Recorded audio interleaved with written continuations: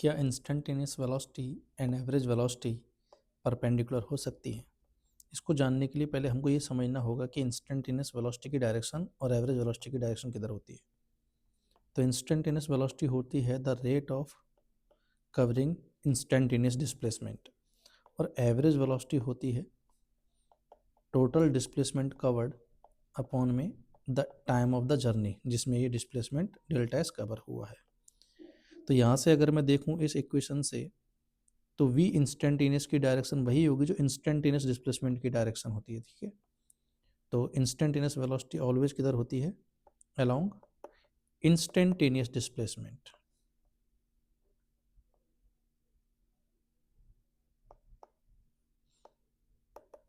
Clear? ds के along. ठीक है, या इसी को आप डायरेक्शन ऑफ मोशन भी कह सकते हो उसकी, कि जिधर पार्टिकल मूव कर रहा है। लेकिन एवरेज वेलोसिटी की जो डायरेक्शन होती है वो होती है along total displacement delta S covered in that time. Clear है? तो जिस उतने टाइम में जितना ये डिस्प्लेसमेंट कवर किया, उस डिस्प्लेसमेंट वेक्टर के अलोंग होती है हमारे पास। डिस्प्लेसमेंट वेक्टर किधर होता है? इनिशियल से फाइनल पोजीशन की तरफ। तो आप ऐसे भी बोल सकते हो, initial to final position. Clear है? तो इंस्टेंटेनियस वेलोसिटी किधर होती है? डायरेक्शन ऑफ मोशन या इंस्टेंटेनियस डिस्प्लेसमेंट की तरफ, और एवरेज वेलोसिटी होती है इनिशियल से फाइनल की तरफ, या बोल दो उस इंटरवल में कवर किए गए डिस्प्लेसमेंट की तरफ। ऐसे में मान लो हमारे पास एक पार्टिकल है जो यहाँ से स्टार्ट हुआ, अब वो चलते चलते चलते चलते मान लो आगे जाता जा रहा है।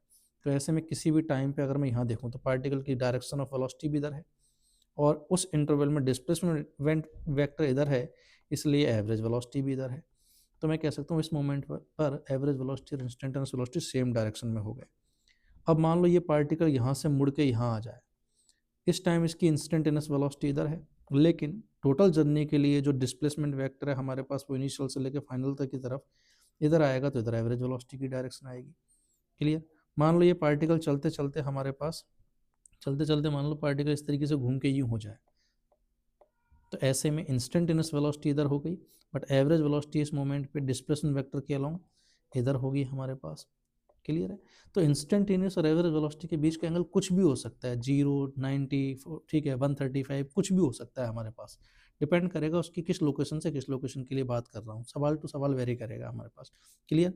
तो सवाल ने ये पूछा है कि क्या ये परपेंडिकुलर हो सकती हैं? डेफिनेटली हो सकती हैं हमारे पास।